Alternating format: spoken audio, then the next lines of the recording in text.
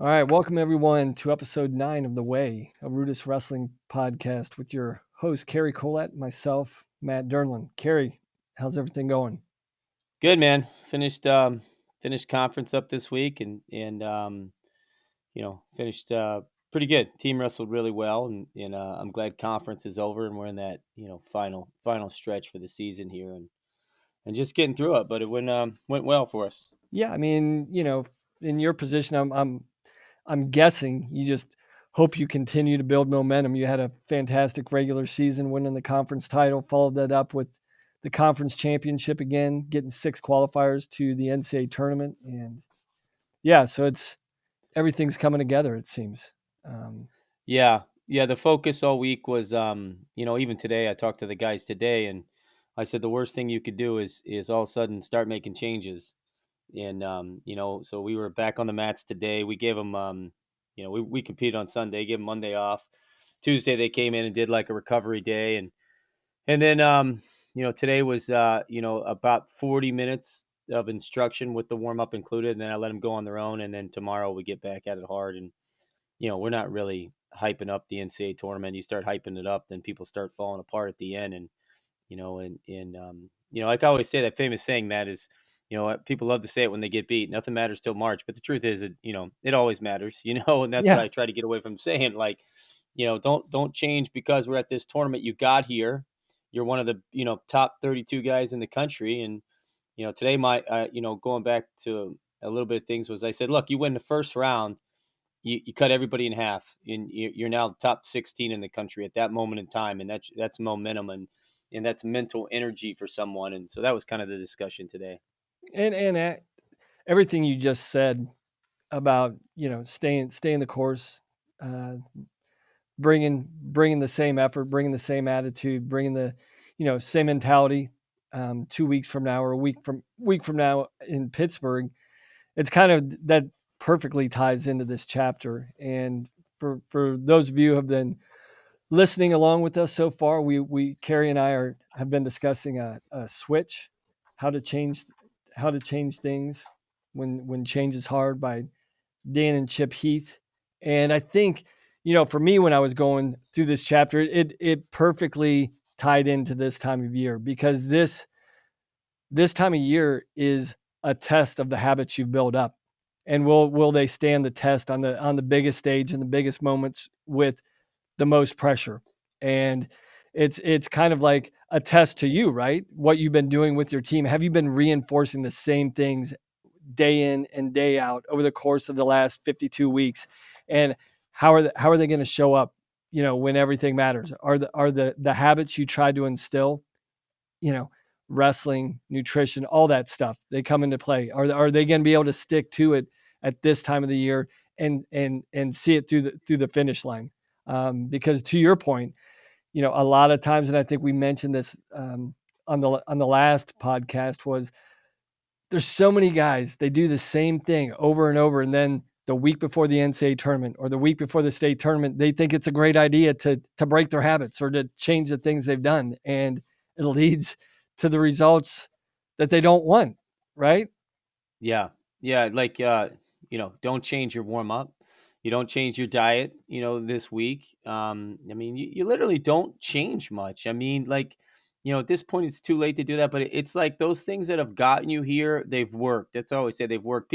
They just start to second guess themselves. And, when I talk to my guys, I tell them, the average thinkers or the guys with the average mental approach are going to show up at this tournament. We've seen guys who've had good seasons, and all of a sudden they get to the NCAA tournament and they implode because now the self doubt starts to come in, and there should be no self doubt in yourself. Like I said, like you're one of the best 32 guys in the country to get there. That's the first thing. You pat yourself on the back. That's just one step. You got there, so you did things right, and then it's round by round. And I always said, like, when you put a practice in your mind, you chunk it to get, when it starts getting tough, you just say, I won't quit until we get to the 5 minute mark. And that's the same thing with this NCAA tournament. You take it round by round, and you just keep, chunking the matches and break the 3 days up. Don't think about the grind. You just take it match by match and hour by hour. But the change right now, would be the dumbest thing an athlete could do at this point. What got you here is working, and you try to tighten it up, but it's probably tight as it's going to be right now.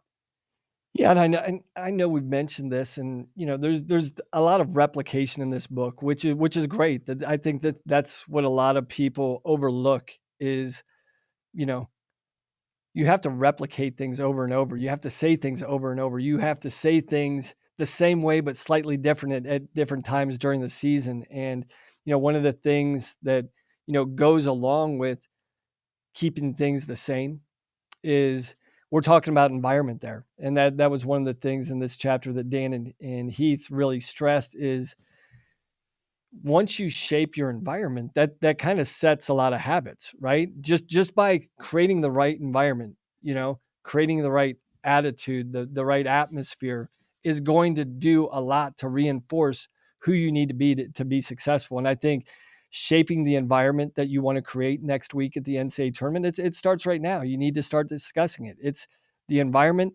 It's going to be different. There's going to be more people, but really fundamentally, it's the same thing, right? And it's the environment that you've been breeding, you know, from the first time they stepped in the room. For some guys, it could be the first year. For other guys, they're reaching the conclusion to their career. And so, you know, latching on to the right environment and getting guys to help foster the right environment is and carrying that environment into Pittsburgh next week is going to be so integral. And I think for you, I was thinking about you, when I saw that you got an at-large bid to finish 6 guys and bringing the team with you. Pretty much, the majority, over half of your team is going to help stage the environment that you've created every day in the room, because it's going to be not the same because all 10 guys aren't going there, but you got the majority of your guys going, and that Yeah. just bringing all those guys helps set the environment for Pittsburgh for you. Yeah, yeah, absolutely. So you're right. Nothing changes. That's what I told guys. There's every day at 2 o'clock. That's practice time, and everybody was there today. There was no, hey, the season's over now. We're just our focus as a staff right now is just on the guys going to the NCAA tournament per se. When we're walking around the room and we're making corrections or we're designing drills or the session, it's based on those 6 guys we have going. But everybody on my team was in the practice room.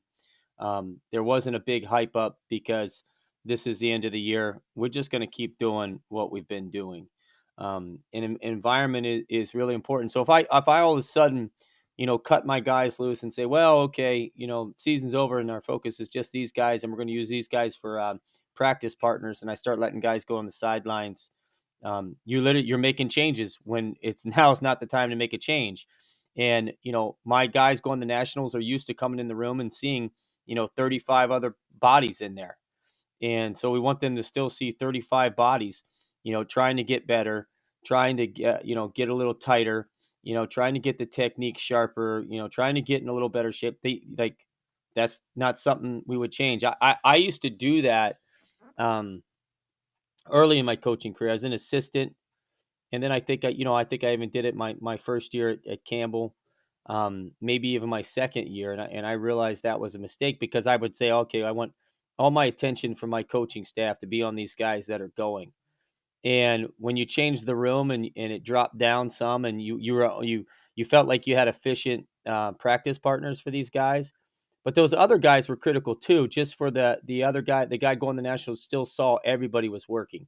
No, I Um, think I think what happens a lot of times in those moments when when you're making the decision that you think you're bettering or doing right by the guys that qualified by just throwing those guys out there, that actually throws them off because it throws throws them it, off. it, it throws their environment off. Yeah, So you're I actually did doing them that. a disservice in a way. Yeah, I did that multiple times. Yep.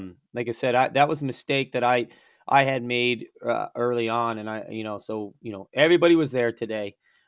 Even the guys that went to SoCon and didn't get through the national tournament, but my 97 was there, my heavyweight was there, my 65 was there. I mean, I was missing one guy, and it was my 41 pounder who's a senior, and so one guy doesn't kill, and we have 39 people, but The room didn't change. It didn't change, and the speeches were the same, and the drive to get better has got to stay the same. And really, I mean, that ties back to the title of the chapter is all about habits. Like, did you even have to tell those guys that they needed to be there? No, but But 3 years ago, I would that's have had to to your tell them. yeah, yeah, but to your point, you've created a culture, you've created an environment, and you created habits despite the outcomes of this weekend, that the habits are still there. The expectations there. It's like, hey, my team still needs me. I may have not gotten my own personal goal, but there's still goals that we got to achieve it as a team. And I still have to Right, do my job. I may not have got what I wanted, but there's still a role that I fill in this team. There's still a habit that I have to follow to make sure that, hopefully these other guys reach the outcome that they right, want to achieve. So there's still that big responsibility that they, you know, and they're it's probably hard to get the guy's head right because his dream's been dashed, but that speaks to the habits you've instilled, the culture you've created, that they know that they have to show up. They know they're still important, and they've got to right. finish the race. Yeah, yeah, and that's the big part. And my 97 and heavyweight, we're sitting here saying, look, we didn't have to tell them, but if there was any sign that all of a sudden they thought, well, we wrestled this week and our season's over and we lasted long, it would have been, hey, if you'd have made it to the national tournament, you're training, and that's what you're training for. You didn't get it this year, you'll get it next year, and that's call it culture, call it the habits of your program, but that's exactly what it is. The habit has to be there. But I mean, I was really like, my program, not to get off subject, I mean, but my guys did really well this year, in terms of training and competing. And then today was really impressive that, we didn't have to tell anybody to come in. In fact, they were, I mean, in, and it was like nothing had changed. And that was a great sign to see that they haven't placed too much pressure on this tournament that's about to happen. Because that would be the wrong thing to do. They just keep doing what they're doing, and they showed up today. So I think one of the next points that was introduced in this chapter that I use a lot, and I think it's really important. But they talked about the importance of they call it an action trigger, or a trigger word, or an environmental, trigger that will remind you that to do a certain thing. Do you use something with your guys? Do they have like a trigger word that they use for themselves, or something that they try and it may not be the same thing. It might be an individual thing to each guys. I don't know if you ever did, but I don't know if you use it with your guys or you've used it on yourself. That you've got a trigger word that when you see something or you're getting ready or you're getting ready to step on the mat. Was there ever a word that you used to say, okay, this is the word that clears my mechanism, allows me to zone in my focus, up my intensity, and go out there and perform at my highest level? Well, I didn't really have words. I think with being a coach, I have phrases with my guys. You ask my guys one thing, they'll laugh and tell you, but I say this all the time. I say all I do is I yell the word. I say hesitation, and I'll have about 10 guys laugh and say, "Will kill your career." You know, and that is, and I say that, and I always try to make up, like silly things or say silly things to the guys, but I do it in a joking manner. And then there's days I'm really serious. But when I say hesitation, I've had guys been with me now 3, 4, and 5 years, and they say, "We'll kill your career, coach." And that's what happens in big matches, guys.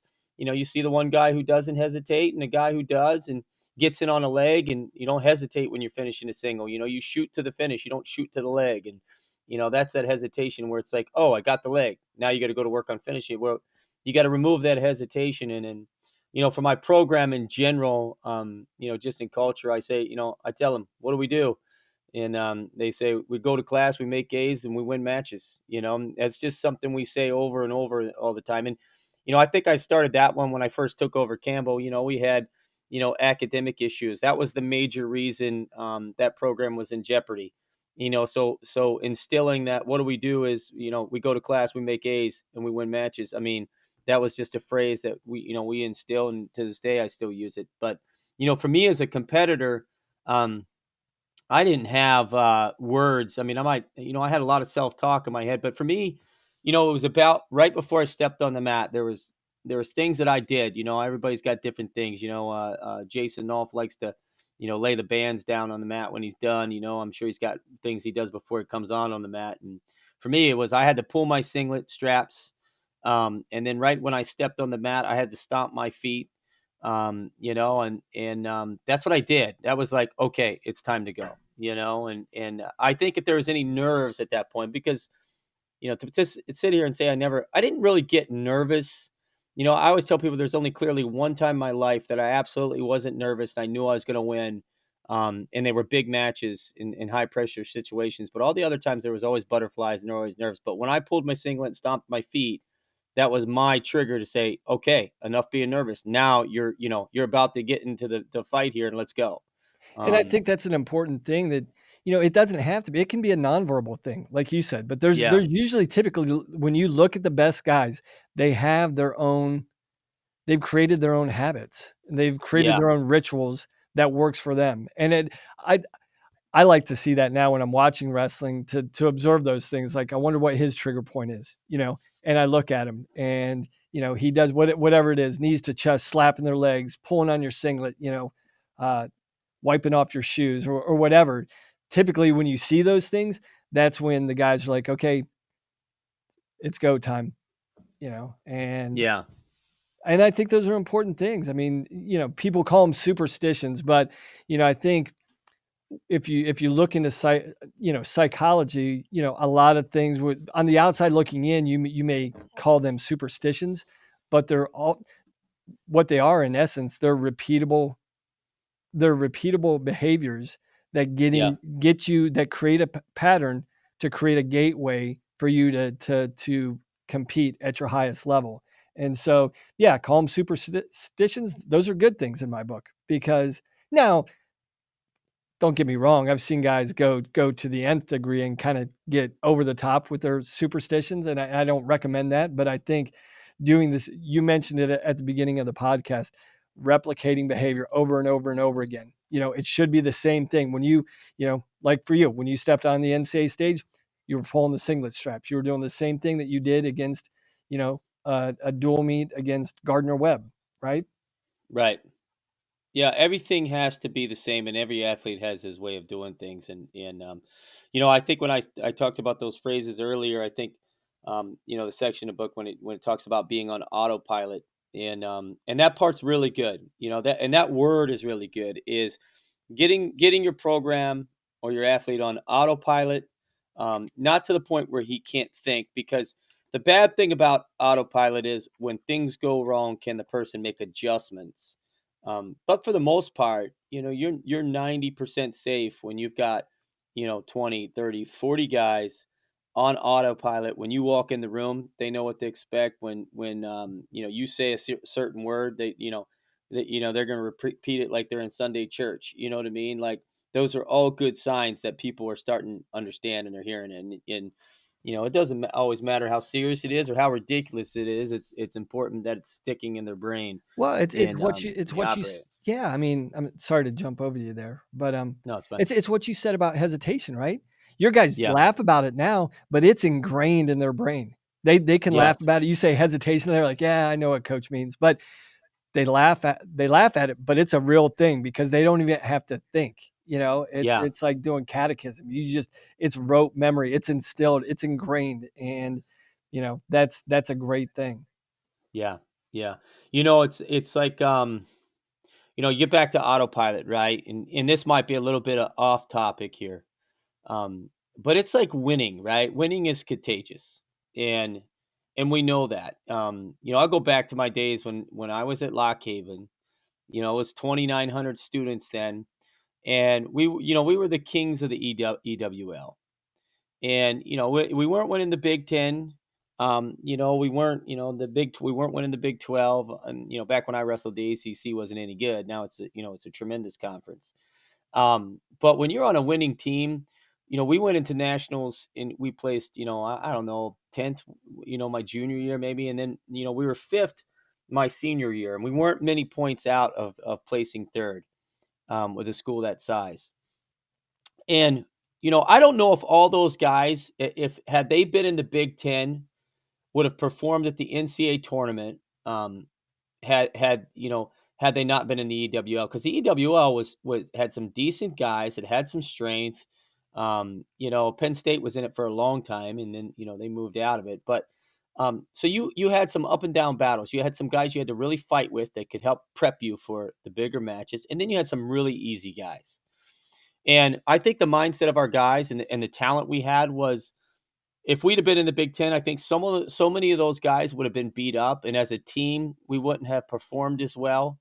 That I don't think we would have had such a good NCAA tournament. But being the kings of the EWL and always coming up on the winning side of dual meets and seeing teammates go out there and smash somebody got you fired up.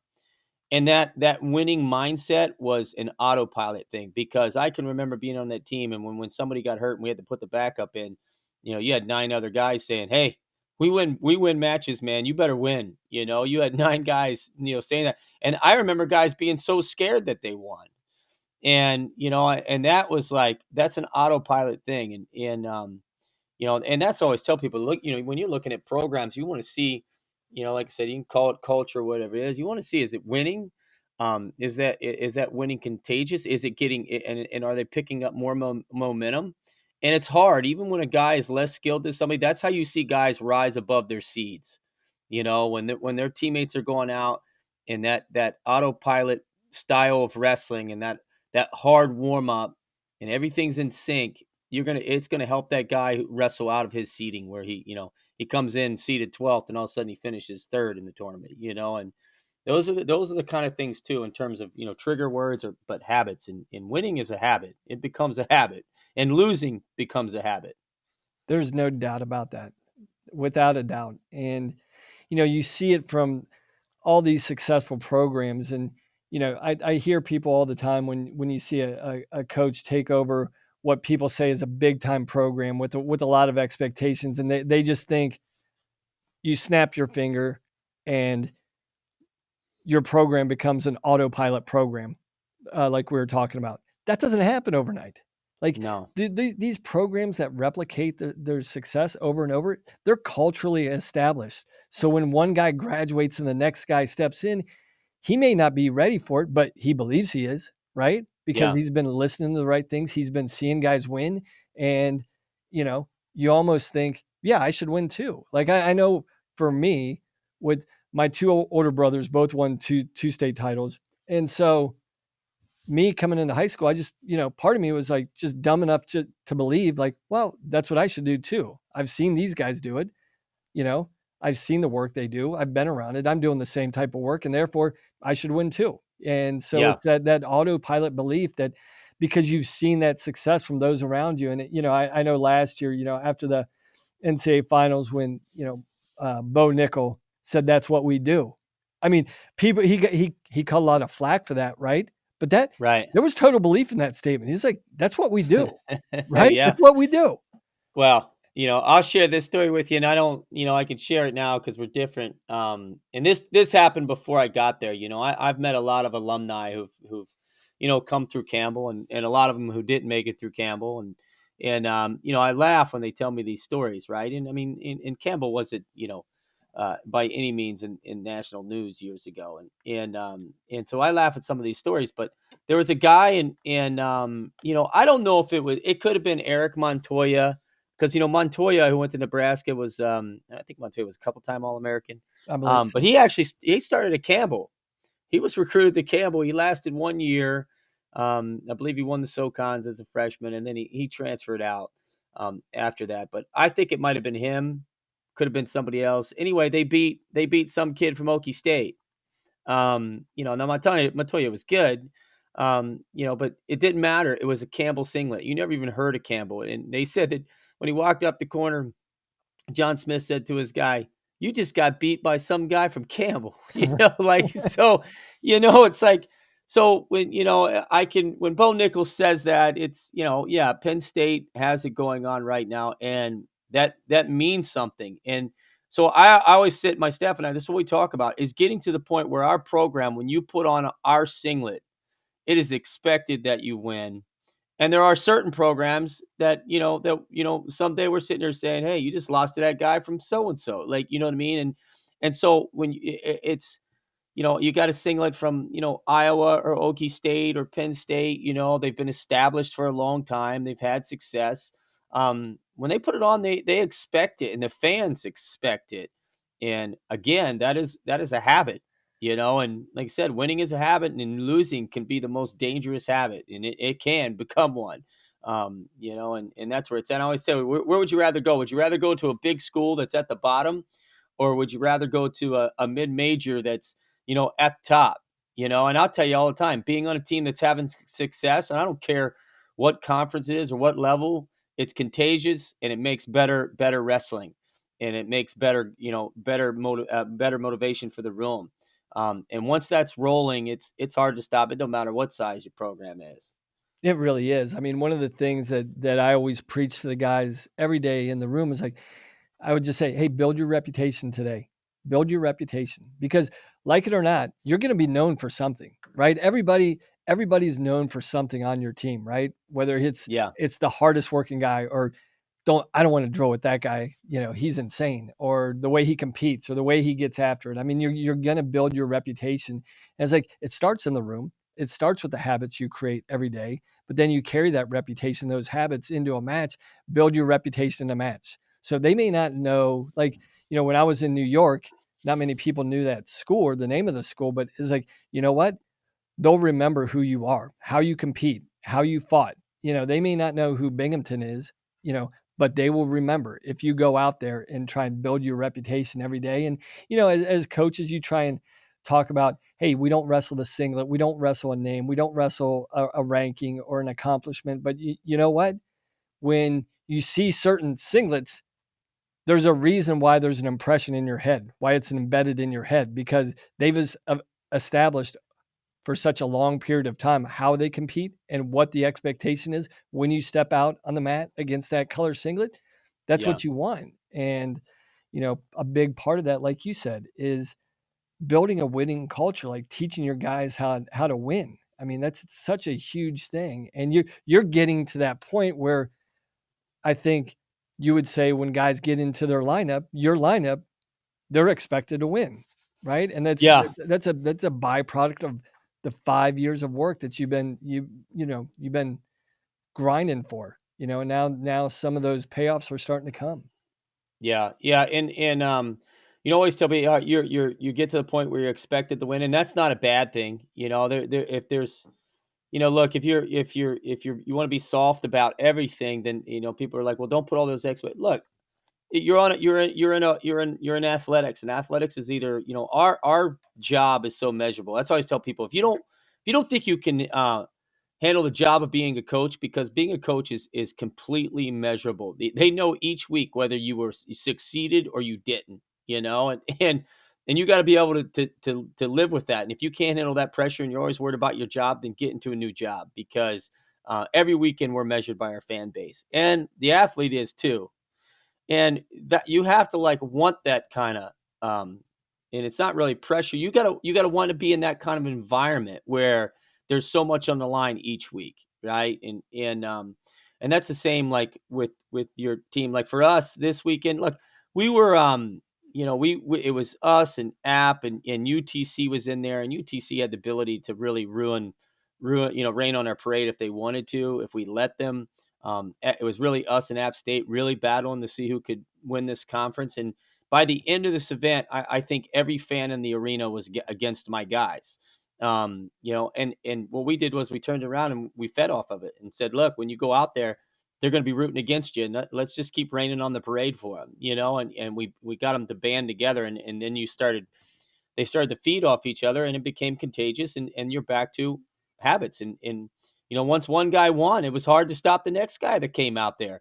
And then the great thing that happened was, even when we lost some matches this weekend, we were wrestling in sync, that even when we won, even lost, our next guy was fired up by watching him. Yeah, so everything that you've been talking about at the conference tournament, establishing that momentum, and you know what you were saying about your guys. There was no drop off in performance. When a guy went down, if anything, it Yeah. probably motivated him, right? And I think when you get to that point as a program, and I'm sure you had that experience when you were leaving campus.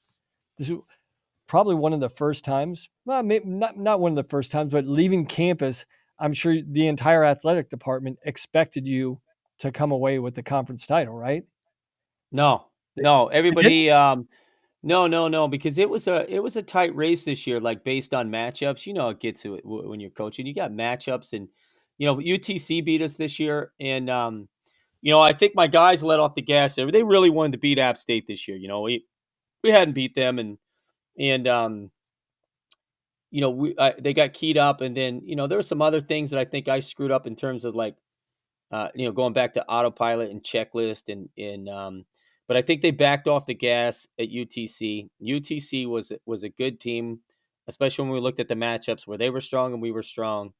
And so going into the conference tournament, and it was at App State, right? And there's the whole saying about home field advantage, which I hate. It doesn't. Great teams, I always say, great teams win on the road. That's when you win. Yep. I mean, they put 6 in the finals. We put 7 in the finals. So by no means was we were running away with it. And our 57 pounder was he was the wild card for us. We put him in mid season through the year, and he was a different look. All my guys contributed, but my 57 pounder, that guy saved our butts a couple times, because the first time we won conference, we had a senior in the lineup. In mid year, we switched it for a freshman, and it's this kid on our program. In our program, and he took third in conference, where I don't know if we'd have got third, and we won the conference by a point and a half.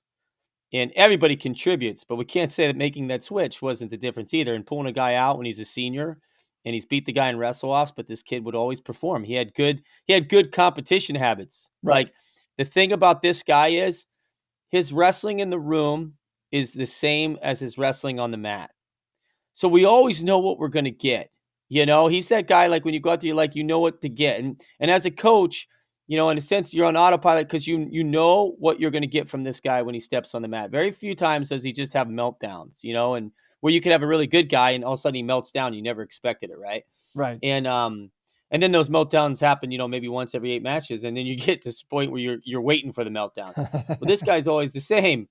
And this year he was injured, and then he got a concussion, then he got sick, and we really had him in red shirt all year, and we didn't bring him out until the last third of the season here, and he won conference, and we won by like 3.5 points. So in essence, he kind of saved our butts again. But when he's in the lineup, he picks guys up, and then my 49 pounder and him, they're training partners, and so basically those two now are feeding off each other. Yep. They're training together. They come in the mornings, and we'll meet, and they'll do, they'll get 100 reps in, about every 2 to 3 days. We come in and we bang out 100 quick reps of the muscle memory, and we're on autopilot with the wrestling. And now they've got that connection, and they feed off each other. When one wins, it picks up the next one. And that's another autopilot. That's another habit of what you want to have. And just like training for us, we started doing 100 reps. The first time they did it, the gas tank was exhausted. We pushed it. And now they come in and 100 reps, they bang out like nothing. They don't fatigue mentally. They don't fatigue physically. They get those reps in. They high five. They feel good about it. And, they shower, and they feel good when they go off the class, and that's a good state to have somebody in, for those two guys to help change our program. No, without a doubt. And I guess to wrap this up, from where we started, is stay on autopilot, right? For the next week and a half, stay on autopilot. Stick to your guns, Yeah. stick to your patterns, stick to your habits that you've created, and that's all you can do. And then you've got to trust your process, trust in everything you've done, and be confident in what the outcome is going to be. Absolutely. Yep, that's exactly right. Yeah. So if you're listening, your coach, most of you guys, the high school season's over. Hopefully, we didn't get to this episode too late and you were already kind of figured it out. But yeah, nothing should have changed at the end of the year for you. You should have kept it as the same as possible. and not all of a sudden, did something special or start talking about how it's the end of the year. You should have just kept on rolling, and when the season's over, then you can get back and sit back and look at what you accomplished, or, look at the things you got to fix. But that's good, Matt. I mean, I feel good about this talk. If you do. Yeah, it's been great. I'm really excited for your performance from last weekend, but more excited to see what you guys bring out there in Pittsburgh next week. So looking forward to seeing you out there, Cary. Safe travels, and look forward to catching up in a couple weeks then. All right, buddy. Take care. All right, we'll see you, Cary.